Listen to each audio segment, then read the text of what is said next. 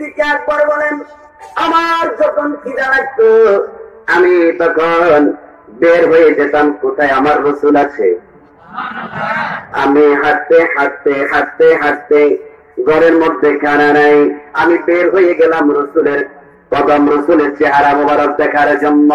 আমি গিয়ে যখন আমার রসুলের চেহারা মোবারক যখন আমি দেখতাম, রসুলের চেহারা মোবারক দেখার সাথে সাথে আমার খিদা পরিপূর্ণ হয়ে যেত। আরো যারা বলেন সুবহানাল্লাহ। এই জন্য আমার রসুল বলেছেন, নুসিরতু বিররুবি মাসিরাতা শাহরিন, আমাকে আমার আল্লাহ এমন 5টা জিনিস দান করেছেন, রসুলের শান বাড়িয়েছেন কে? আরো জোরে বলেন ওয়া রাফা'না লাকা, আরো জোরে বলেন ওয়া রাফা'না লাকা